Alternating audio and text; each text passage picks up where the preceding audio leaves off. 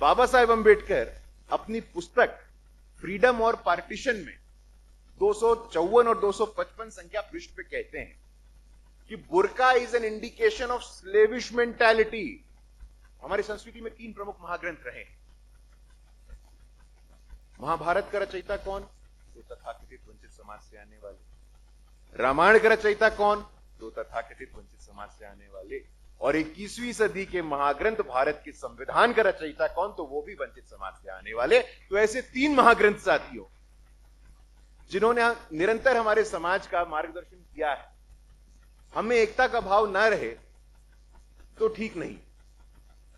उस समय एक नारा चला था, हरिजन मुस्लिम भाई भाई, हिंदू कौम कहां से आई। अटल जी ने इस परिभाषा को बदला। उन्होंने कहा कि समाज कल्याण नहीं, इस मंत्रालय का नाम सामाजिक न्याय और अधिकारिता होनी चाहिए। ब्रेकिंग इंडिया फोर्सेस की पूरी चिंता यही बनी हुई है कि कैसे हम भेदभाव करें। लियाकत अली ऑन रिकॉर्ड कहते हैं कि अगर हमारे यहां से दलित समाज के लोग चले जाएंगे तो हमारे सड़कों को और हमारे शौचालय को साफ कौन करें। में बाबा साहब कहते थे कि संविधान की आत्मा संविधान की प्रस्तावना में बसती है। The soul of the constitution is embodied in the preamble of the constitution. 42वें संशोधन में उस संविधान की आत्मा के साथ खिलवाड़ किसने किया? बाबा साहेब अंबेडकर ने घर के अंदर ही कमरा बदला है, घर नहीं बदला है। इस बात को हमें स्वीकार करना होगा। बहुत बड़ा अन्याय होगा अगर समरसता के विषय पे अपने बातों को प्रारंभ करूं और इस पुण्य भूमि जिसने भारत रत्न बाबा साहेब भीमराव अंबेडकर को जन्म दिया, उनको स्मरण ना करूं, उनको श्रद्धांजलि अर्पित ना करूं, तो समरसता पे बात करने का मेरा कोई अधिकार नहीं। ये एक परम सौभाग्य का विषय है कि यहां से थोड़ी ही दूर पे एक ऐसे महापुरुष का जन्म होता है। और महापुरुष कहते समय हमारे मन में कोई असमंजस नहीं। एक ऐसा व्यक्ति जिन्होंने वास्तव में समरसता के मूल्यों को, समरसता के आदर्शों को अपने जीवन में प्रदर्शित किया है। आप कल्पना करके देखिए, कोई ऐसा व्यक्ति जिनको महामानव का दर्जा प्राप्त होता है, जो अपने देहांत के इतने दशकों बाद भी इतने प्रासंगिक रहते हैं। एक सर्वे हुआ था 10 वर्ष पूर्व। उस सर्वे में द ग्रेटेस्ट इंडियन एवर, ऐसा कई लोगों ने उसमें वोट डाला था। ऑनलाइन सर्वे था। उस ग्रेटेस्ट इंडियन एवर में बहुत सारे महापुरुष थे, लेकिन भारी मार्जिन से अगर किसी व्यक्ति ने उस ग्रेटेस्ट इंडियन एवर की ख्याति को प्राप्त किया, वो हमारे बाबा साहेब अंबेडकर है। तो साथियों, समरसता या समावेशिता को समझने का सबसे सरल उपाय क्या है? हम समरसता को परिभाषित कैसे करें? क्योंकि मेरे परिचय में बताया गया कि मैं एक शिक्षक भी हूं, तो समरसता को परिभाषित करने का जो सबसे सरल शब्द है वो है शोषण मुक्त समता युक्त समाज। और शोषण का हमारे इतिहास का एक दर्दनाक पक्ष है। हमारी दुर्बलताएं हैं। समावेशिता और समरसता पे भारत रत्न पूर्व प्रधानमंत्री अटल बिहारी वाजपेयी जी का एक भाषण है जो हम सबको सुनने की आवश्यकता है। अटल जी इन बातों को बहुत प्रखरता से कहते, 1990 में कहते हैं कि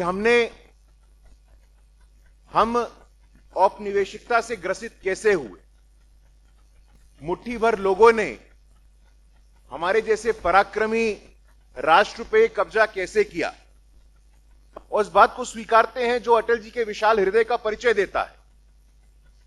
वो कहते हैं कि हमने एक बहुत बड़े वर्ग को लड़ने के अधिकार से वंचित करके रखा था।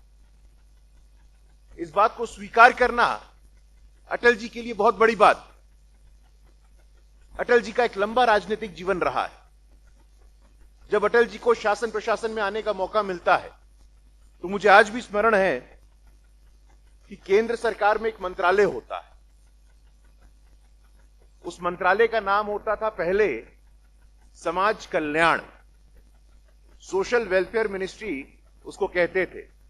अटल जी की सरकार में उस समय इस विभाग के केंद्रीय मंत्री इसी प्रांत के होते थे, आदरणीय श्री सत्यनारायण जाटिया जी। अटल जी और जाटिया जी के प्रयास से संभव हुआ और उन्होंने इस बात पे बहुत जोर डाला कि हम कल्याण करने वाले कौन होते हैं।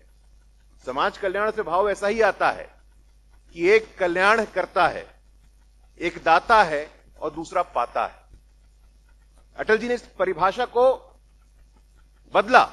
उन्होंने कहा कि समाज कल्याण नहीं, इस मंत्रालय का नाम सामाजिक न्याय और अधिकारिता होनी चाहिए। स्वीकार किया उन्होंने उस बात को। यह एक ऐतिहासिक कॉम्पनसेशन, हिस्टोरिकल कॉम्पनसेशन का एक आधार रहा है। तो मुझे लगता है कि मध्य प्रदेश की भूमि और खासतौर पे ये जो पुण्य भूमि है, यहां वो स्मृति में रखना बहुत आवश्यक हो जाता है। अभी पिछले दिनों ही हम लोगों ने एक संविधान गौरव अभियान और संविधान गौरव यात्रा की शुरुआत की और संविधान का जिक्र यहां करना आवश्यक है। समावेशिता की बात हो, समरसता की बात हो, तो संविधान का जिक्र होना एक पूर्व निर्धारित आवश्यकता है। बाबा साहेब अंबेडकर हमें एक चेतावनी देते हैं। वो कहते हैं, अभी हम 75 इयर्स ऑफ रिपब्लिक भी मना रहे हैं, संविधान के 75 वर्ष भी हुए हैं। बाबा साहब अंबेडकर कहते हैं, वो चेतावनी देते हुए, उनके शब्दों को मैं कोट करता हूं। वो कहते हैं, on 26th of January 1950 we are going to enter into a life of contradictions। हम 26 जनवरी 1950 से एक ऐसे राष्ट्र जीवन में प्रवेश करेंगे जो अंतर विरोधों से भरा होगा। We will have equality in politics. राजनीति में तो समानता होगी with the principle of one person one vote, but we will have gross inequality in our social and economic life. सामाजिक और आर्थिक जीवन में गैर बराबरी और असमानताएं होंगी, उसको स्वीकार करना है। दोनों एक्सट्रीम है, दोनों एक्सट्रीम से हमें मध्यम मार्ग में कैसे आना है। एक एक्सट्रीम यह कहता है कि हमारी मांगे पूरी हो चाहे जो मजबूरी हो, इसके आगे बढ़ना है और इसके आगे बढ़कर के जो भाव स्थापित करना है वो यह है कि देश के हित में करेंगे काम, समाज के हित में करेंगे काम और काम खिलेंगे पूरे दाम। इस भाव को जागृत करने की आवश्यकता है। लगातार अटल जी के स्मरण में वो इस बात को कहते थे और उस एक पंक्ति से मैं बड़ा प्रभावित हूं। वो कहते थे कि क्षेत्र, भाषा, उपासना पद्धति और जाति, क्षेत्र, भाषा, उपासना पद्धति और भाषा के प्रति निष्ठा इतनी प्रबल नहीं होनी चाहिए कि वो राष्ट्र के प्रति निष्ठा के ऊपर चली जाए।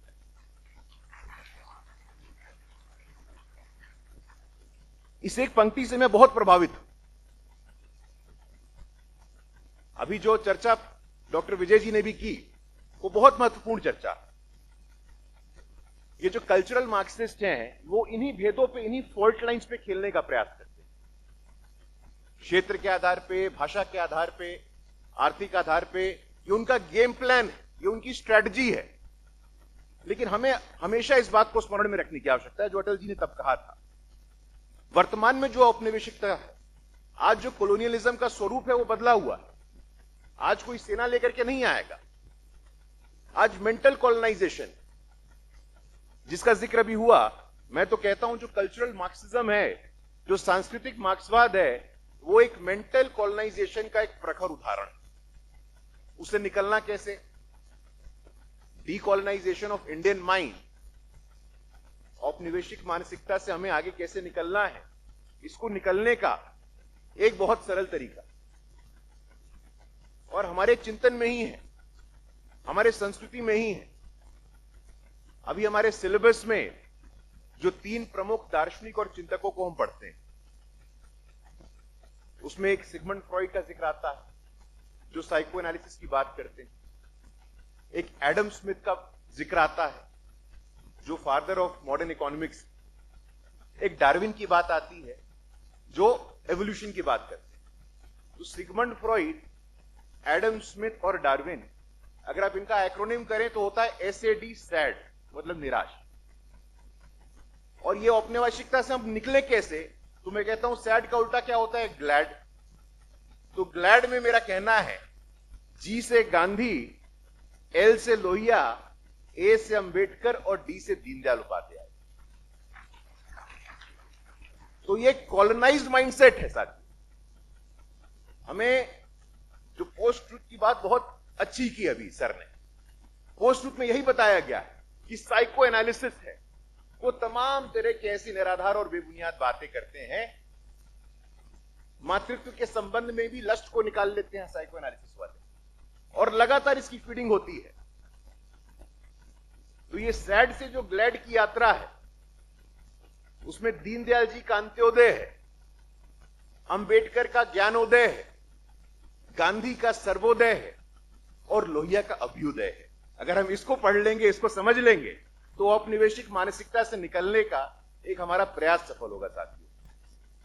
लेकिन जैसे मैंने कहा कि हमारी दुर्बलताओं को हमें स्वीकार करना, we can not run away from it. Atal ji का एक और प्रसंग आता है। अटल जी संगठन का काम कर रहे थे, संगठन विस्तार में लगे थे। वो देवराहा बाबा से मिलने जाते हैं और देवराहा बाबा जी और अटल जी का जो संवाद है, देवराहा बाबा पूछते हैं कैसा चल रहा है संगठन का काम। अटल जी कहते हैं बाबा काम तो ठीक चल रहा है, लेकिन हम अपने संगठन को लेकर के हरिजन समाज के बीच में जाते हैं वो हमें स्वीकार नहीं कर रहे। समस्या थी उस समय। अटल जी उस संवाद को आगे बढ़ाते हुए कहते हैं कि जब हम जाते हैं उनके बीच में तो कहते हैं हमें ऋग्वेद के 10वें मंडल के पुरुष सूक्त का उदाहरण देते हैं, विराट पुरुष का उदाहरण देते हैं कि मुख से कोई निकला, सीने से कोई निकला, पेट से कोई निकला। तो देवराहा बाबा कहते हैं अटल जी को कि यह बात आपको कहने की आवश्यकता है कि पूजा और उपासना चरणों की होती है, मुख की नहीं होती है। हम आशीर्वाद जब लेते हैं तो किसी के सिर को नहीं छूते हैं, उनके पैर को छूते हैं। मां गंगा को निकलना होता है तो भगवान विष्णु के चरणों से ही निकलती है। तो ऐसे उदाहरण हमारे संस्कृति में तमाम उपस्थित हैं। जो बहुत बड़ा एक महापाप, जन्म के आधार पर किसी को छोटा या बड़ा मानना, ये एक हमारी दुर्बलता रही है। अटल जी आगे कहते हैं कि एक 10वें मंडल के आधार पे आप ऋग्वेद के बनाने वालों की मंशा पे प्रश्न चिन्ह खड़ा नहीं कर सकते हैं, क्योंकि जो विराट पुरुष का जिक्र है वो 9 मंडल तक तो नहीं आता है। वो हालांकि हमारे उपनिषद और वेद के जो ज्ञाता हैं इस पे बेहतर प्रकाश डालेंगे, लेकिन ये समझने की आवश्यकता है कि क्या ये भी एक कॉलोनाइज्ड माइंडसेट का एक प्रोडक्ट है। लेकिन हमारी समाज संस्कृति में यह विषय हमेशा रहा। हमारे यहां ऐसे महापुरुष रहे हैं जिन्होंने इन दुर्बलताओं को स्वीकार किया। उत्तर में कबीर रहे, संत रविदास रहे, दक्षिण में अयंकली रहे, महाराष्ट्र की दिव्य भूमि में ज्योतिबा फूले रहे, सावित्री बाई रही, जनाबाई रहे, चोखा मेला रहे। इस मध्य प्रदेश की पुण्य भूमि में एक ऐसी महिला जो तथाकथित वंचित समाज से आती है, लेकिन देश के लिए, समाज के लिए अपना सर्वस्व बलिदान करती है, ऐसी वीरांगना झलकारी बाई को भी हमें प्रणाम करने की आवश्यकता है। आज जो समाज अपनी दुर्बलताओं को स्वीकार नहीं करता है, प्रगतिशील नहीं रहता है, वो समाज मरणासन होता है। ये कम से कम हमारे यहां ऐसी परंपरा नहीं। एक और प्रसंग है अटल जी का। एक बहुत वरिष्ठ नेता रहे कमलापति त्रिपाठी जी। कमलापति त्रिपाठी जी के 75 वर्ष का एक समारोह हो रहा था। उस 75 वर्ष के समारोह में एक मैगजीन का लोकार्पण हुआ। उस मैगजीन में एक लेख था जो वर्ण व्यवस्था और जन्म आधारित भेदभाव के समर्थन में था। अटल जी ने उसका विरोध किया। तो कमलापति जी कहते हैं कि अटल, तुम कैसे ब्राह्मण हो कि तुम इस भेदभाव के विरोध में बोल रहे हो। तो ये कुछ ऐसे आधार हैं, कुछ ऐसे उदाहरण हैं जो हमें बताते हैं कि अगर हम एक ना रहे, हमें एकता का भाव ना रहे तो ठीक नहीं। उस समय एक नारा चला था हरिजन मुस्लिम भाई भाई हिंदू कौम कहां से आई। ये आज भी इस नारे को अलग अलग स्वरूप में इसका उपयोग होता है। एक बार तो बड़ा आश्चर्यचकित हुआ मैं, आप लोगों के स्मरण में होगा, बुर्का को लेकर के कंट्रोवर्सी हुई। बुर्का के समर्थन में एक बहन भाषण दे रही थी और पीछे बाबा साहेब अंबेडकर की तस्वीर लगी। ऐसा प्रतीत हो रहा था कि बाबा साहेब अंबेडकर भी बुर्का और हिजाब के समर्थक। मुझे मौका मिला डिबेट पे, मैंने कहा कि भाई आपको अध्ययन करने की आवश्यकता है।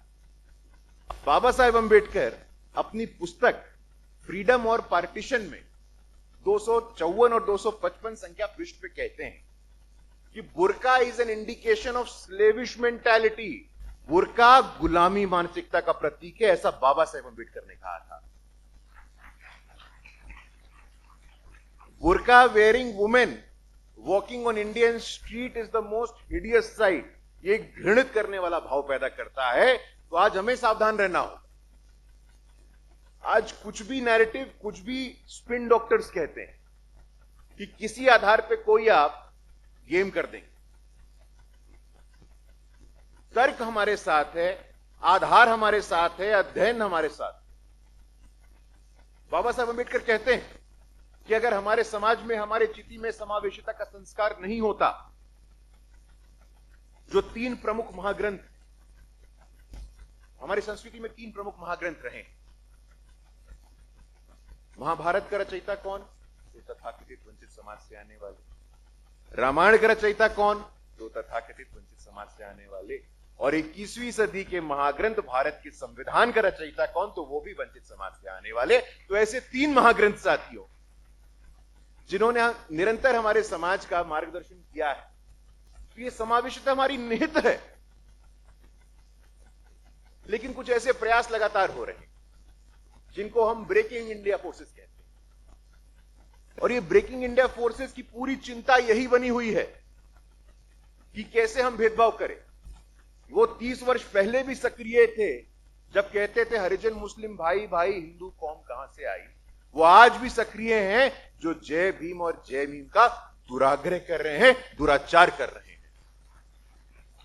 ये बुर्का का उदाहरण मैं उनके सामने प्रस्तुत करता हूं।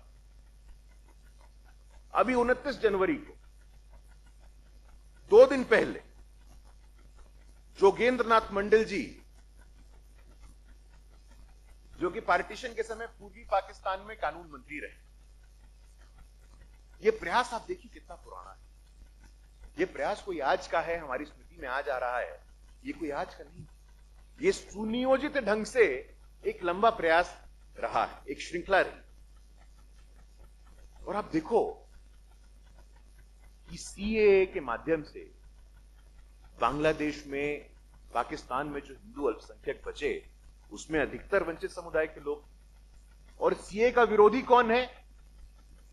जो अपने आप को तथाकथित सामाजिक न्याय के स्वघोषित ठेकेदार मानते हैं, वो सीए का विरोध कर रहे हैं। और सीए से हमारे अफगानिस्तान, बांग्लादेश और पाकिस्तान में रहने वाले दलित समाज के लोगों को नागरिकता में सुविधा हो, उसका विरोध कर रहे हैं। वो इसको समझने की आवश्यकता है। जोगेंद्रनाथ मंडल जी का मैं जिक्र कर रहा था। जोगेंद्रनाथ मंडल जी भी इस भाव से वहां गए, लेकिन 1948 में 48 पन्नों का उनका लेटर ऑफ रेजिग्नेशन आता है, जहां वो बताते हैं कि पाकिस्तान में किस प्रकार से दलितों की दयनीय स्थिति बनी। लियाकत अली का ऑन रिकॉर्ड बयान है। लियाकत अली ऑन रिकॉर्ड कहते हैं कि अगर हमारे यहां से दलित समाज के लोग चले जाएंगे तो हमारे सड़कों को और हमारे शौचालय को साफ कौन करेगा। ये मानसिकता आप देखिए। बाबा साहेब अंबेडकर निरंतरता से इस प्रति एक सावधान हमें करते हैं, लेकिन उनके नाम का भी दुरुपयोग और राजनीतिक उपयोग किस प्रकार से हो रहा है। आज जाति के नाम पे एक ये घटना को अंजाम देने का प्रयास किया जा रहा है। जैसे मैंने कहा अपने उद्बोधन में, हमें स्वीकार करना होगा कि हमारी दुर्बलता एक है, लेकिन उसके बावजूद पूरे आत्मविश्वास के साथ मैं कहता हूं कि जाति भले ही यथार्थ हो, जातिवाद व्यर्थ हो, लेकिन आज का हिंदुत्व समर्थ है आपकी किसी भी प्रकार की समस्याओं का सामना करने के लिए। जातिवाद व्यर्थ, लेकिन हिंदू समर्थ। आज वो भेदभाव नहीं है, आज भेदभाव का स्वरूप बदला। एक समय रहा होगा कि भाई चमड़े के व्यापार में जो लोग काम करते हैं वो इस वर्ग के हैं। आज 21वीं सदी में वो बातें नहीं चलेंगी। आज सबसे बड़ा लुहार कौन, तो मैं कहता हूं टाटा। सबसे बड़ा चमड़े का काम कौन करता है, तो बाटा। तो ये टाटा बाटा का जमाना है साथियों। ये पुराना समय नहीं रहा कि आप वर्ग के आधार पर, जन के आधार पर आप किसी को भेदभाव से ग्रसित करें। साथियों, हमारी संस्कृति में जो समावेशिता की चर्चा हुई, बगल के छत्तीसगढ़ का एक उदाहरण है रामनामी समाज का। वो रामनामी समाज को कुछ वर्गों ने कहा कि आपका मंदिर प्रवेश वर्जित रहेगा। उस समाज ने क्या किया, उस समाज के बारे में आप कभी गूगल करना।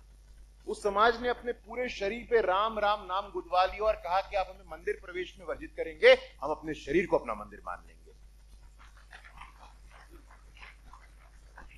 साथियों, इसके राजनीति को हमें समझने की आवश्यकता है। पिछले 10 वर्षों में जो एक false narrative, fake propaganda, misinformation, कुछ भी कहिए आप, पिछले 10 वर्षों में एक बुनियादी परिवर्तन हमने देखा और पहले नहीं था ये। अब संघर्ष या चर्चा मंदिर प्रवेश मात्र की नहीं है। अब केंद्र में एक ऐसी सरकार है जो मंदिर प्रवेश नहीं, मंदिर प्रबंधन में भी दलित समाजों को उचित हिस्सेदारी दे रही है। इसका उदाहरण है, श्री राम जन्मभूमि तीर्थ क्षेत्र न्यास बनता है तो कामेश्वर चौपाल जी जो दलित समाज से आते हैं उसमें परमानेंट ट्रस्टी बनाए जाते हैं। आज मंदिर हो, सदन हो, सचिवालय हो, विश्वविद्यालय हो, अगर वास्तव में सामाजिक न्याय को सुनिश्चित किया गया है तो पिछले 10 वर्षों में किया गया है। ये कहने में मेरे मन में कोई असमंजस नहीं है। और यही कारण है साथियों, पूरे महाराष्ट्र के चुनाव में हमने देखा किस प्रकार से संविधान की प्रति को लेकर के एक नैरेटिव बनाने का प्रयास किया गया।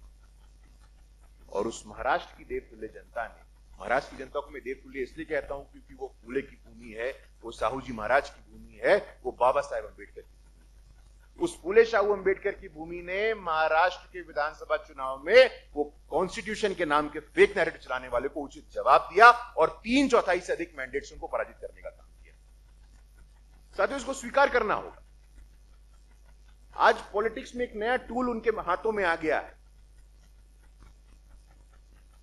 और वो लगातार इस फॉल्ट लाइन में पॉलिटिक्स करने वाले।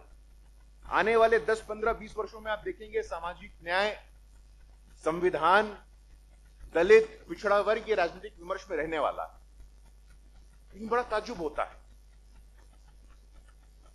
जो समावेशिता की बात करते हैं, जो सामाजिक न्याय की ठेकेदारी की बात करते हैं, उन्होंने अपने यहां कितना स्थान दिया है। बाबू जगजीवन राम को मैं स्मरण करना चाहता हूं। बाबू जगजीवन राम भारतीय चिति में समावेशिता के एक सफल उदाहरण है। लेकिन बाबू जगजीवन राम को भी किस प्रकार से उन लोगों ने जो स्वघोषित ठेकेदार है अपमानित किया। एक पुस्तक आई है, how prime minister decides, Neerja Gupta ji ने लिखी है। बहुत अच्छी पुस्तक है, उसका अध्ययन करना चाहिए। उस पुस्तक में बाबू जगजीवन राम, और बाबू जगजीवन राम की विशेषता इसलिए भी है क्योंकि 1971 की लड़ाई में, 1971 की लड़ाई में उस लड़ाई का नेतृत्व रक्षा मंत्री के रूप में बाबू जगजीवन राम कर रहे थे, लेकिन उनका श्रेय उनको नहीं प्राप्त होता। बाबू जगजीवन राम से ज्यादा समर्पित हिंदू आपको ढूंढने से नहीं मिलेगा। शिव नारायणी संप्रदाय के रहने वाले, उनके कृष्णा मेनन मार्ग के आवास पे आप जाएं तो आप देखेंगे कि आज भी वहां वो तुलसी का पौधा जीवंत है जहां वो और उनका परिवार रोज वहां पे जल अर्पण करता था। मैं कहता हूं ये जो फेक नैरेटिव और ये कल्चरल मार्क्सिस्ट और वो विचार के लोग हैं, आप कुंभ में जाके देखिए, वहां कोई ऐसी व्यवस्था आपको दिखती है क्या? ये विचार के रूप में अब स्थापित हो गया है। हमें किसी से प्रमाण पत्र लेने की आवश्यकता नहीं है। और यह बात मैं पूरे विश्वास के साथ कहता हूं। मैं बिहार से संबंधित हूं, बिहार से आता हूं। आप हिंदुत्व और जाति में भेदभाव का भाव पैदा करने का प्रयास करते हैं ना। हमारे यहां छठ पूजा होती है और छठ की विशेषता है, एक मेरे बिहार का समाज ही ऐसा गौरवशाली समाज है जो उगते सूर्य के साथ डूबते हुए सूर्य को भी अर्घ्य देता है, उसको सम्मान देता है। तो छठ पर्व हो, दुर्गा पूजा हो, सरस्वती पूजा हो, कावड़ यात्रा हो, ये जितने कल्चरल मार्क्सिस्ट के स्कॉलर मैं आग्रह करता हूं, आप जाकर के आप डेमोग्राफी स्टडी करिए और पता करिए कौन किस वर्ग से आता है। इस सनातन संस्कृति का वास्तव में, इस सनातन संस्कृति को किसी ने अपने कंधों पे उठाया है तो देश के तथाकथित वंचित शोषित समाज के लोगों ने उठाया है, और ये पूरे विश्वास के साथ मैं कहता हूं, इसको आप तोड़ने की कल्पना मत करिए। मैं कहता हूं एक तरफ सनातनी है और एक तरफ जो कल्चरल मार्क्सिस्ट है वो तनातनी है, वो समाज में तनातनी का भेद पैदा करना चाहते हैं और हम एकता और अखंडता का भाव पैदा करना चाहते हैं। इसलिए साथियों, मुझे लगता है कि हमारे चिति में समावेशिता, हमारे चिति को किसी भी ऑक्सफोर्ड, कैम्ब्रिज के प्रमाण पत्र की आवश्यकता नहीं है। आपसे मेरा एक व्यक्तिगत प्रश्न यह है कि आप की काफी उच्च शिक्षा रही है और आपने उसके बाद ये सामाजिक और राजनीतिक जीवन क्यों चुना? किस प्रेरणा से, किन से प्रेरित होकर आपने यह जीवन चुना? इस बारे में थोड़ा सा प्रकाश डालिए। देखिए, मेरी पढ़ाई यहां मध्य प्रदेश में, यहां भोपाल में नेशनल लॉ यूनिवर्सिटी है। मैं 2006 से 2011 तक वहां BLLB ऑनर्स की पढ़ाई कर रहा था और उस समय विद्यार्थी परिषद के क्षेत्रीय संगठन मंत्री, जो वर्तमान में बीजेपी के प्रदेश अध्यक्ष हैं, उनके साथ मैंने परिषद का काम शुरू किया और ज्ञानशील एकता, इस भाव के साथ एक सामाजिक जीवन की शुरुआत हुई। मैं दूसरी पीढ़ी का कार्यकर्ता रहा हूं, मेरे पिताजी भी भारतीय जनता पार्टी में सक्रिय रहे, लेकिन बाबा साहेब अम्बेडकर के जीवन काल में, जिसका जिक्र भी मैंने यहां किया, कि वो जब हमें सावधान करते हैं, वो समय समय पे समाज में असमानताएं, अन्याय के विषय में बात करते हैं। वो कोलंबिया विश्वविद्यालय में जाते हैं साथियों। उस समय चर्चा ये थी कि लोग बैरिस्ट्री पढ़ने यूके जाते थे। बाबा साहेब अम्बेडकर के जीवन से हम सब युवाओं को प्रेरणा लेने की आवश्यकता है। न्यूयॉर्क शहर में कोलंबिया विश्वविद्यालय है। उस कोलंबिया विश्वविद्यालय में एक हर्बर्ट लाइब्रेरी है। उस हर्बर्ट लाइब्रेरी के 500 वर्षों के इतिहास में किसी व्यक्ति की मूर्ति, प्रतिमा, तस्वीर वहां नहीं लगती है, लेकिन हमारे बाबा साहेब अम्बेडकर की तस्वीर और कृति वहां लगती है। द अमाउंट ऑफ हार्डवर्क, वो जितनी मेहनत और श्रद्धा वहां करते हैं और इतनी वेदनाओं को झेलने के बावजूद कोई भी व्यक्ति मैग्नानिमस कैसे होता है, उसके हृदय की विशालता कैसी होती है, यह प्रतीत ऐसे होता है। वो वहां से काम करके भारत आते हैं, भारत में उनसे तमाम प्रकार के दुर्व्यवहार होते हैं। उनके पास मौका था, ही हैड द अपॉर्चुनिटी, वो चाहते तो उस भावों को भी अपने संविधान के दर्शन में लेके आ सकते थे, लेकिन उसके बावजूद उन वेदनाओं को, उन अन्याय को, उस अत्याचार को झेलने के बावजूद एक समता मूलक संविधान का निर्माण कोई कर सकता है तो बाबा साहेब अम्बेडकर जैसा व्यक्ति कर सकता है। तो उनके जीवन से कबीर का दर्शन, संत रविदास का दर्शन, महात्मा बुद्ध का दर्शन, इन सभी के जीवन काल, इनके विचार से प्रभावित होकर के समाज में एक ऐसे स्पेस की आवश्यकता निश्चित रूप से है जो संवाद को प्रमोट करे। आज विवाद पे बहुत जोर है, हर कोई विवाद करना चाहता है, लेकिन हम लोगों को यह प्रयास करना चाहिए कि विवाद नहीं, संवाद हो, और संवाद ऐसा हो जो सकारात्मक हो, संवाद ऐसा हो जो संवेदनशील हो, और संवाद ऐसा हो जो समाधान केंद्रित हो। विवाद की अपनी पॉलिटिकल इकोनॉमी है, विवाद की अपना अर्थव्यवस्था है उसकी, उसके बहुत लोगों ने उसको अपना एक एम्प्लॉयमेंट अपॉर्चुनिटी भी बना लिया है। लेकिन उससे आगे बढ़कर के अगर जो हमारी संवादात्मक एक संस्कृति है, मैं बिहार से आता हूं, बिहार में अष्टावक्र का जिक्र आता है। अष्टावक्र का भी जिक्र हमारी समावेशिता के लिए बहुत आवश्यक है। अष्टावक्र बालक थे, लगभग 12 वर्ष के। वो राजा जनक की सभा में जाते हैं। अष्टावक्र, आप लोगों को जानकारी होगी कि वो 8 अंग उनके शरीर के टेढ़े थे, तो शारीरिक रूप से एक ऐसा व्यक्ति जब उस दरबार में जाता है और उस दरबार में मंथन चल रहा होता है, उस दरबार में चर्चा चल रही होती है वेद के ऊपर, उपनिषदों के ऊपर, तो उस बालक को देख करके उस दरबार में उपस्थित, राजा जनक के दरबार में उपस्थित सभी लोग हंस पड़ते हैं कि ये कौन बालक आ गया है। ये देख करके अष्टावक्र उनके ऊपर हंसते हैं। वो कहते हैं कि मैं तो भ्रम में था कि यहां पे ज्ञान की बातें हो रही होंगी, ये तो मेरे चमड़े के आधार पर मेरा मूल्यांकन कर रहे हैं। मैं ये कौन से चमारों की सभा में आ गया हूं जो चमड़े के आधार पर मूल्यांकन करते हैं, मेरे अंदर की आत्मा को नहीं देख पाते हैं। तो हमारी संस्कृति में तमाम ऐसे उदाहरण हैं जो समावेशिता के लिए, सार्वभौमिकता के लिए अपना सर्वस्व न्यौछावर करते हैं। उस दिशा में और अध्ययन हो, उस दिशा में और प्रयास हो, इस दृष्टि से हम लोगों ने भी काम प्रारंभ किया है। जी, आपने अभी अपने वक्तव्य में एक नैरेटिव का जिक्र किया, जय भीम जय मीम। तो ये समाज को तोड़ने वाला जो नैरेटिव स्थापित करने की कोशिश की गई है, तो एक गाय का रक्षक एक गाय के भक्षक का एक कैसे हो सकते हैं? क्या आप इससे सहमत हैं? नहीं, देखिए, निश्चित रूप से एक ये हमें बात समझने की आवश्यकता है कि लगातार, जिसका जिक्र अभी पिछले सत्र में भी हो रहा था, कि हमारे फॉल्ट लाइंस कौन कौन से, वो जाति का हो, वो क्षेत्र का हो, वो भाषा का हो, उस फॉल्ट लाइंस के आधार पर बहुत लोगों की पॉलिटिकल इकोनॉमी चलती है। एक ऐसी फॉल्ट लाइन, बाबा साहेब अम्बेडकर का नाम तो लोग लेते हैं लेकिन उनके अध्ययन को कोई नहीं पढ़ता है। उनकी पुस्तक है थॉट्स ऑन पाकिस्तान, उसको पढ़ने की आवश्यकता है। उसमें वो लगातार इस्लाम के विषय में टिप्पणी करते हैं। धारा 370 का जिक्र आता है, धारा 370 को भी इस्लाम से जोड़ के देखा जाता है। धारा 370 का एक सामाजिक पक्ष, एक राष्ट्रीय पक्ष है, लेकिन जिसकी चर्चा होती है वो राष्ट्रीय पक्ष है, सुरक्षा वाली पक्ष है, उसकी सामाजिक पक्ष की चर्चा नहीं होती। धारा 370 के जो समर्थक हैं वो कभी भी इस बात को जिक्र नहीं करते हैं कि जम्मू कश्मीर में धारा 370 के निरस्त होने से पहले जो वहां का वंचित समाज था, स्पेशली जो वाल्मीकि समुदाय के लोग थे, आप जान के आश्चर्यचकित होंगे, एक वाल्मीकि समुदाय का बालक या विद्यार्थी वहां पीएचडी की भी डिग्री ले लेता है, वो सफाई कर्मचारी के आगे की नौकरी के लिए आवेदन तक नहीं कर सकता। ये दुर्भाग्य है। और यही लोग जय भीम जय मीम की बात कर रहे हैं।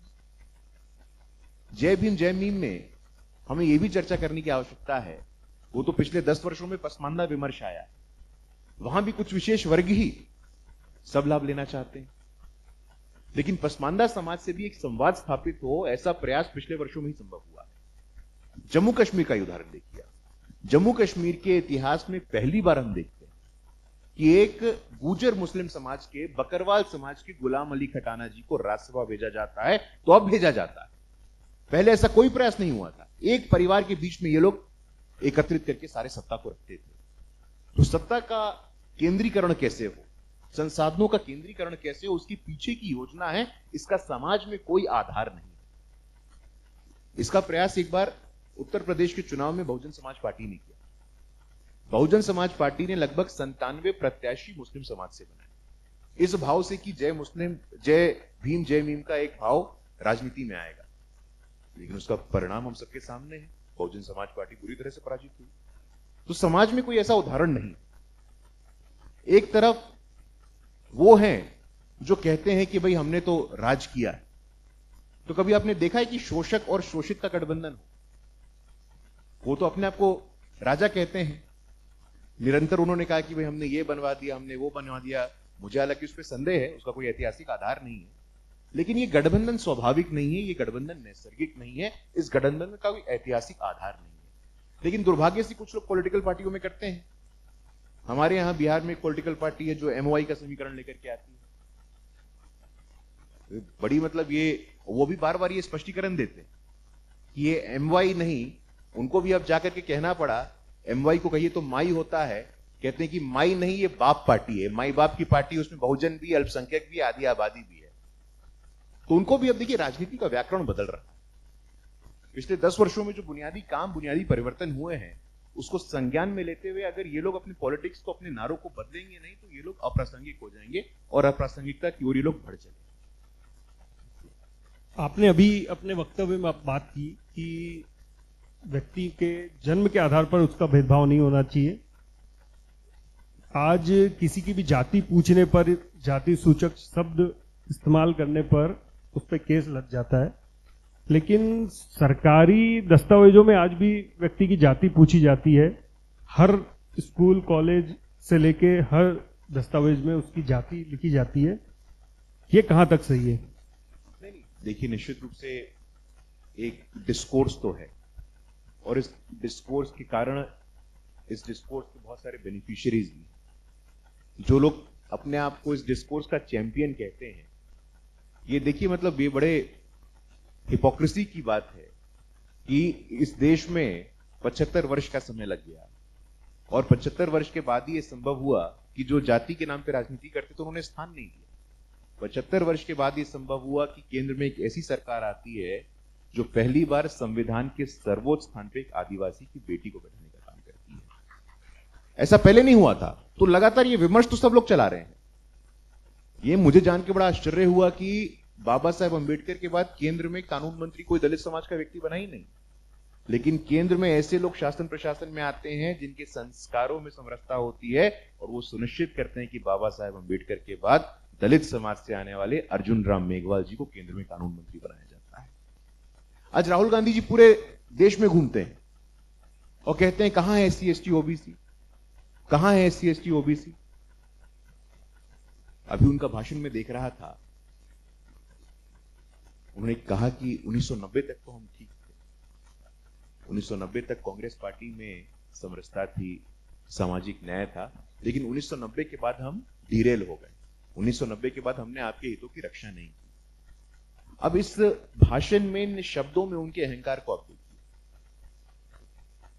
एक अंतहीन अहंकार को आप देखिए कि जब तक 1990 तक देश में उनके परिवार के लोग प्रधानमंत्री होते रहे तब तक सब कुछ ठीक था।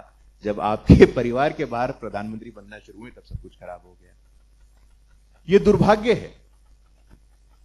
लगातार सामाजिक न्याय और आरक्षण पे जो विमर्श अभी चलता है, और इस विमर्श को देखे आप देखिए कि वो चाहे नेहरू हो, वो चाहे राजीव गांधी हो, स्वयं राहुल गांधी जी हो, इनके हिपोक्रेसी और दोहरे मापदंडों को हमें समझना होगा कि जाति का विमर्श हमें किसी के ऊपर छोड़ना नहीं। जैसा मैंने अपने उद्बोधन में कहा कि जाति भले ही यथार्थ हो, जातिवाद व्यर्थ है, लेकिन हिंदू और हिंदुत्व समर्थ है, और हिंदू और हिंदुत्व समर्थ रहना चाहिए हमेशा। जब हम सर्वे भवन्तु सुखिनः सर्वे सन्तु निरामया की बात करते हैं तो किसी एक वर्ग की बात थोड़ी करते हैं, हम सबकी बात करते हैं। हमारे दर्शन में जब कबीर होते हैं, रविदास होते हैं, चोखा मेला होते हैं, तो इस बात का प्रयास करते हैं। लेकिन इसी के साथ साथ अपने अंदर जब हम आत्ममंथन करें, आत्मचिंतन करें, तो इस बात को भी स्वीकार करें जो हमारी दुर्बलताएं हैं। आज भी ऐसी घटनाएं होती हैं जो काफी दुखद है, दुर्भाग्यपूर्ण है। अभी आपने देखा होगा 4-5 दिन पहले पंजाब के अमृतसर में बाबा साहेब की प्रतिमा को किस प्रकार खंडित करने का प्रयास किया गया। वो कौन सी शक्तियां हैं? और मैं कहता हूं कि ये नव सामंतवाद है, ये नियो फ्यूडलिज्म है, और ये नव सामंतवाद उस बातों को पचा नहीं सकता है। ये नव सामंतवाद उस बात को पचा नहीं सकता है कि आदिवासी की बेटी राष्ट्रपति बने। एक सामान्य परिवार से आने वाला, अति पिछड़ी जाति में जन्म लिया व्यक्ति इस देश का इतना ताकतवर प्रधानमंत्री बने, इस बात को पचाने की क्षमता उनमें नहीं है। मैं नव सामंतियों को कहता हूं कि अपने पाचन शक्ति पे आप काम करिए, क्योंकि अब देश बदल रहा है। आज मंदिर प्रबंधन से लेकर के सचिवालय, न्यायालय, विश्वविद्यालयों में भी सामाजिक न्याय और सामाजिक विविधता आ रही है, और ऐसे लोग अब बैठे हैं जो इस बात को सुनिश्चित करेंगे, जो अंत्योदय के संकल्प को पूरा करेंगे। तो जाति के विषय में मुझे लगता है कि समाज में निश्चित रूप से अटल जी ने जिस तरफ संकेत दिया था, अटल जी का इशारा जिस तरफ था कि अगर हम प्रगति नहीं करेंगे, अगर हम अपने अंदर परिवर्तन नहीं लाएंगे, तो यूनान, मिस्र, रोमा सब मिट गए यहां से। कुछ हस्ती है हमारी कि हम आज भी इतने ही मजबूत हैं। तो इस बात को हमें स्वीकार करना है कि हमारे समाज में वो इंटरनल मैकेनिज्म्स हैं, हमारे समाज में वो मार्गदर्शक समय समय पे आते रहे हैं जो हमें हमारा परिचय हमारे दुर्बलताओं से कराते हैं, और उससे निपटने की भी शक्ति हमारे अंदर निहित है, बस उसको पहचानने की आवश्यकता है। कुछ लोग आजकल संविधान बचाने की बात कर रहे हैं और संविधान यात्रा निकाल रहे हैं।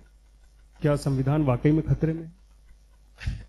नहीं, देखिए ऐसा है कि ये तो पॉलिटिकल बात है, लेकिन पॉलिटिकल बात को भी हमें समझना होगा। अभी कुछ दिनों पहले यहां आए थे, देखिए बाबा साहेब अंबेडकर और संविधान के विषय पे इनको ऐसा लगता है कि इनकी एकमुश्त यही है उनकी विरासत के दावेदार, और कोई व्यक्ति उन पे दावा कर ही नहीं सकता है। लेकिन ये बात मैं पूरी जिम्मेवारी के साथ कहता हूं कि किसी को इस भ्रम में रहने की आवश्यकता नहीं है। वो चाहे संविधान हो या बाबा साहेब अंबेडकर की विरासत हो, उस पे दावा देश के 142 करोड़ लोगों का है, मात्र राहुल गांधी जी और आपके परिवार और आपकी पार्टी का नहीं। ऐसा प्रतीत कराते हैं वो बार बार, जबकि बाबा साहेब अंबेडकर के जीवित रहते और उनके मरणोपरांत उनको अपमानित करने का काम किसने किया? बाबा साहेब अंबेडकर सदन में ना जाए इसका प्रयास किसने किया? बाबा साहेब अंबेडकर के देहांत के 4 दशक बाद उनको भारत रत्न से सम्मानित ना किया जाए इसका प्रयास किसने किया? लेकिन दुर्भाग्य देखिए आप, वो लोग स्वयं को तो भारत रत्न से सम्मानित करते हैं। नेहरू जी ने स्वयं को भारत रत्न दे दिया, इंदिरा जी ने स्वयं को भारत रत्न दे दिया। और देखिए भारत रत्न की आवश्यकता क्या? 1992 जब से बाबा साहब को भारत रत्न मिलता है, उनके बाद 92 के बाद आप देखिए कि उनके बाबा साहब से जुड़े विषयों पे कितनी पीएचडीज हुए। आप सब यहां विश्वविद्यालय से जुड़े लोग बैठे हैं, और 1992 से पहले कितने पीएचडी हुए हैं। मेन स्ट्रीम में स्थापित ना कर पाए उनको, ये सुनियोजित प्रयास रहा उनका, और आज उनकी विरासत पे वो दावा करने वाले लोग। 1946 का एक वाकया है साथियों, मुंबई के दादर में बाबा साहब अंबेडकर का एक प्रेस था। उस प्रेस में उनका बहुत मराठी साहित्य था, मूक नायक बहिष्कृत भारत। उस मूक नायक बहिष्कृत भारत वाले प्रेस में कांग्रेस के लोगों ने आग लगा दिया गया, तथ्यों के आधार पर मैं कह रहा हूं। तो एक तरफ ऐसे लोग हैं जो उनके साहित्य में आग लगा रहे हैं, और एक तरफ 2016 में बाबा साहेब के सारे साहित्यों का ऑनलाइन उपलब्ध करा के डिजिटाइजेशन किया, तो हमारी सरकार, बीजेपी की सरकार ने, नरेंद्र मोदी जी ने किया सुनिश्चित उसको। तो आज हमें तय करना है, आज हमें इस बात को तय करना होगा कि क्या हम इस विषय की ठेकेदारी उन लोगों को दे रहे हैं। इस विषय को हमें स्वीकारना है, हमें एक्सेप्ट करना है, हमें आत्ममंथन करना है, और हम सक्षम है इसके लिए, और हमने काम किया है। आज तमाम जगह श्रीमान राहुल गांधी जी जाते हैं और कहते हैं कहां है एससी एसटी ओबीसी, कहां है एससी एसटी ओबीसी। बड़ा ताज्जुब होता है मुझे। आपने अपने पार्टी के अंदर हरियाणा में दलित समाज से आने वाली कुमारी शैलजा जी का क्या हश्र किया? वो तो भला हो हरियाणा की जनता का कि आपने चुनाव में उनको परास्त करके वो उत्तर दे दिया। कहां है एससी एसटी ओबीसी? आपको मौका मिलता है तेलंगाना में सरकार बनाने का, कर्नाटक में सरकार बनाने का, हिमाचल में सरकार बनाने का। आप सवाल हमसे पूछते, मैं आपको उत्तर देता हूं। उड़ीसा में साथियों पहली बार भारतीय जनता पार्टी की सरकार बनती है, तो आदिवासी समाज के मोहन मांझी जी को मुख्यमंत्री बनाया जाता है। छत्तीसगढ़ में आदिवासी समाज के विष्णुदेव जी को मुख्यमंत्री बनाया जाता है। इस मध्य प्रदेश में दलित समाज से आने वाले देवड़ा जी को उप मुख्यमंत्री बनाया जाता है, और राजस्थान में बैरवा समाज से आने वाले बैरवा जी को उप मुख्यमंत्री बनाया जाता है। तो एक तरफ वो हैं जो सिर्फ बात कह रहे हैं, और हम वास्तव में बाबा साहेब के संकल्पों को, दीनदयाल जी के संकल्पों को, लोहिया जी के संकल्पों को जीने का काम कर रहे हैं। तो आज समाज हमारे साथ, आप निश्चिंत रहिए, आप आश्वस्त रहिए। आज जो देश का मन मस्तिष्क है, जो देश का वंचित शोषित समाज की एक मानसिकता है, वो मजबूती से भारतीय जनता पार्टी के साथ खड़ी है। तो संविधान का वास्तव में, बाबा साहब कहते थे कि संविधान की आत्मा संविधान की प्रस्तावना में बसती है।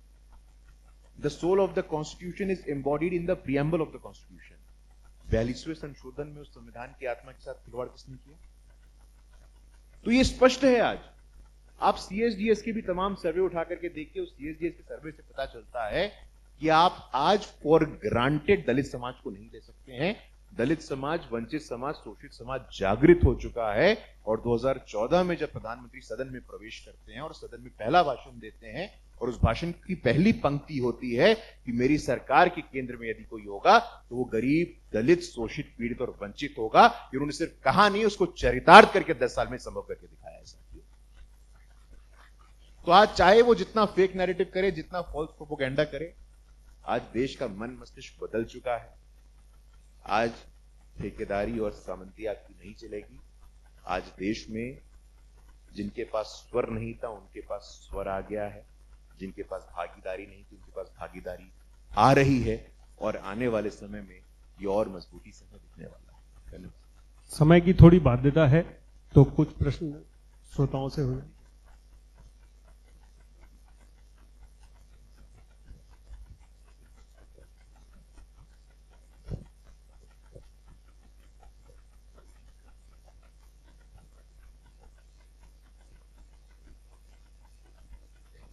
नमस्कार, मेरा आपसे प्रश्न है कि हिंदू और हिंदुत्व से एसटी, एससी और पिछड़े वर्ग के जन कट रहे हैं, तो इसके प्रमुख कारण क्या रहे हैं और इनको पुनः हिंदुत्व से जोड़ने के लिए क्या क्या प्रयास आगे किए जा सकते हैं? क्या नाम है आपका? सपना साहू। सपना जी, बहुत अच्छा प्रश्न है आपका। और नहीं, देखिए, निश्चित रूप से ये आपके प्रश्न में एक संवेदनशीलता भी है, आपके प्रश्न में एक विचार भी है, और आपके प्रश्न में एक अच्छा भाव भी है। ये एक प्रयास तो हो रहा, और उत्तर भारत में, मध्य भारत में भले ही ना हो, लेकिन दक्षिण भारत में प्रबलता से ऐसा प्रयास लोग कर रहे हैं। ये दुर्भाग्यपूर्ण है, लेकिन जैसे मैंने कहा कि आज तमाम ऐसे उदाहरण अपने बीच में उपलब्ध हैं, अपने बीच में उपस्थित हैं। आज जब कामेश्वर चौपाल जी का उदाहरण आता है, वेदव्यास जी का उदाहरण आता है, वाल्मीकि जी का उदाहरण आता है, तो हमें समझना चाहिए कि वास्तव में ये जो कल्चरल मार्क्सिस्ट फोर्सेस हैं, ये जो वोकिज्म के फोर्सेस हैं, ये जो ब्रेकिंग इंडिया फोर्सेस हैं, आपको ताज्जुब होगा कि यूएस की यूनिवर्सिटीज में बैठ करके इक्वालिटी लैब्स तैयार होता है। अमेरिका में भी ये जातिवाद का जहर ये वहां के विमर्श में घोलने का प्रयास किया जाता है। तो सबसे पहले तो इसमें हमें करना क्या है? हमें स्वीकार करना। दो एक्सट्रीम है, इन दोनों एक्सट्रीम के बीच के मध्यम मार्ग को निकालना है। एक एक्सट्रीम यह है जो कहता है कि देश में जातिवाद नहीं है। जो ये कहता है कि देश में जातिवाद नहीं है, मैं मानता हूं कि उससे बड़ा जातिवादी कोई नहीं। और एक एक्सट्रीम है जो कहता है कि नहीं नहीं नहीं, मुझे तो सामाजिक अन्याय का बहुत सामना करना पड़ा है, उस कारण मेरी प्रगति नहीं हो पाई। तो इन दोनों एक्सट्रीम के बीच में मध्यम मार्ग को निकालने की आवश्यकता है, और जैसा कि मैंने संकेत किया था, एक ऐसे संवाद का हम प्रयास करें जो सकारात्मक हो, संवेदनशील हो और समाधान केंद्रित। विवाद से संवाद की ओर बढ़ेंगे, संवेदनहीनता से संवेदनशीलता की ओर बढ़ेंगे, तो निश्चित रूप से हर व्यवधान का जो समाधान है वो रह संविधान में निहित है। धन्यवाद। शैलेंद्र सिंह, मैं राष्ट्रीय स्वयंसेवक संघ का एक साधारण कार्यकर्ता हूं। गुरुजी, मेरा प्रश्न आपसे यह है कि हम इतने मार्क्सवाद और ये सारी चीजें जो वामपंथियों की बात करते हैं, और ये सर्वविदित है कि वामपंथी जो विमर्श लेकर आते हैं वो हमारे समाज पे बहुत प्रभाव डालता है। तो मेरा एक छोटा सा प्रश्न है कि इसी संदर्भ में आज के युवाओं के लिए, जो युवा वर्ग है, बदलाव की एक प्रक्रिया वहीं से शुरू होती है, तो ऐसा कौन सा हमारे पास तर्क है, विमर्श है या टूल्स है जो हम इस समाज को दें, युवा वर्ग को दें, ताकि वो समाज में परिवर्तन ला सके और जो हमारी अपेक्षा है उनसे वो पूर्ण हो सके। नहीं भाई साहब, क्या नाम है आपका? शैलेंद्र सिंह। शैलेंद्र जी, बहुत अच्छा प्रश्न है। और संजोग से मैं भी बिहार से हूँ, पटना मेरा जन्म स्थान है, तो आपके उद्बोधन में मैंने जाना कि आप भी बिहार से हैं, तो बड़ी खुशी हुई। नहीं, बहुत बहुत आभार, बहुत धन्यवाद शैलेंद्र जी। और मुझे लगता है कि जब भी वामपंथी इस विषय पे बात करते हैं, हम सबके स्मरण में होना चाहिए कि आज से लगभग 40-45 वर्ष पूर्व पश्चिम बंगाल के सुंदरबन क्षेत्र में एक मरिचझपी नरसंहार हुआ। मरिचझपी नरसंहार वो स्टेट स्पॉन्सर्ड वायलेंस का एक प्रखर उदाहरण। उस समय वामपंथियों की सरकार वहां पे थी। पश्चिम बंगाल में जब मरिचझपी नरसंहार होता है तो कम्युनिस्ट पार्टी की गवर्नमेंट वहां होती है, और कई आंकड़े ऐसे कहते हैं कि 15,000 से अधिक की संख्या में दलितों की हत्या कर दी गई थी, दलित महिलाओं के साथ रेप किया गया था, बच्चों की हत्याएं कर दी गई। ये एक उदाहरण है। कम्युनिस्ट पार्टी का इतिहास 100 वर्षों से अधिक का हो गया। 1915 में उनकी स्थापना हुई थी। 1915 में उनकी स्थापना होती है। 100 वर्षों से अधिक के इतिहास में कम्युनिस्ट पार्टी अपने पोलित ब्यूरो में किसी दलित समाज को स्थान नहीं देती। ये तर्क हमें बताना है उनको। कि आपके यहां कितनी विविधता है?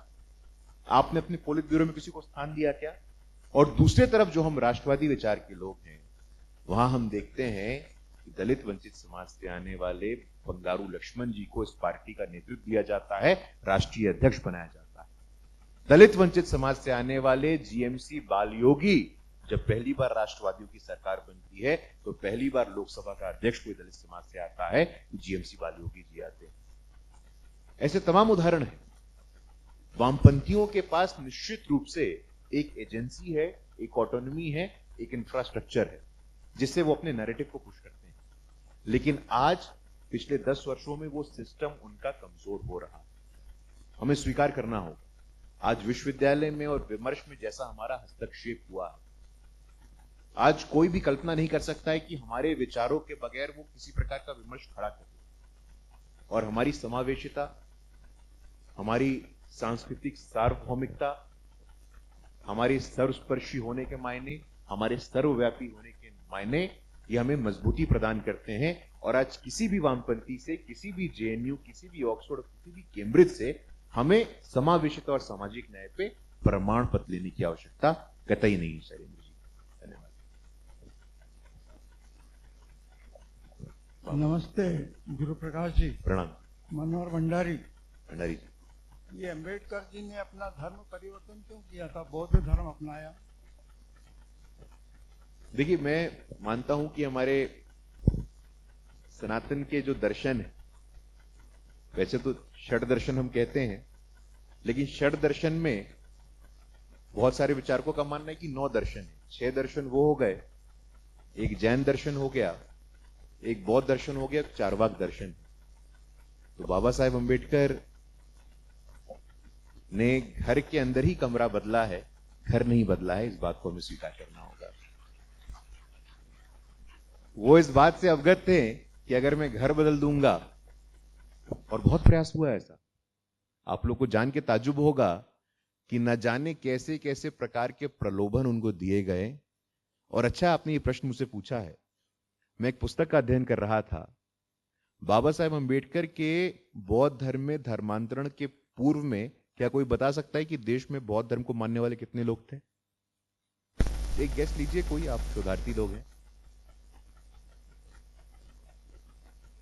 क्या संख्या बताइए ना, कम तो पता है भैया। हाँ, आप आसपास हैं। बाबा साहेब अंबेडकर के बौद्ध धर्म, ये प्रश्न की गहराई को आप समझिए। भंडारी जी ने बहुत गहरा प्रश्न पूछा है। बाबा साहेब अंबेडकर के बौद्ध धर्म को स्वीकार करने से पहले इस देश में मात्र 2400 ऐसे लोग थे जो बौद्ध धर्म को मानते थे। 2400 और बाबा साहेब अंबेडकर के बौद्ध धर्म के अपनाने के बाद जो 1961 में सेंसस होता है, उसमें 32,50,000 लोग बौद्ध धर्म को मानने वाले लोग होते। आप स्केल देखो आप, और इस स्केल से आप ये समझो कि अगर बाबा साहेब अंबेडकर ने कमरा ना बदल के घर बदला होता तो देश की क्या स्थिति होती। तो कहीं ना कहीं बाबा साहेब अंबेडकर इस बात से अवगत थे। वो कबीर की संस्कृति को मानते थे, वो बुद्ध की संस्कृति को मानते थे। आप कभी देवगिरी में एलोरा के जो केव से वहां जाएं तो वहां आप देखेंगे कि बौद्ध धर्म का तो मंदिर है ही, उस बौद्ध धर्म के मंदिर के साथ साथ कैलाश नाथ जी का भी मंदिर है, जो दिखाता है कि समरसता का भाव हमारे यहां निहित रहा है। तो बाबा साहब अंबेडकर ने ये सब सोच विचार करके इस बात को स्वीकार किया कि हाँ, कुछ कमियां हैं, उन कमियों को हम ठीक करेंगे और हमारे सामर्थ्य को मानते हुए हम आगे बढ़ने का काम करेंगे। तो ये इस निर्णय से बेहतर समरसता का उदाहरण और कुछ नहीं हो सकता है। धन्यवाद भंडारी।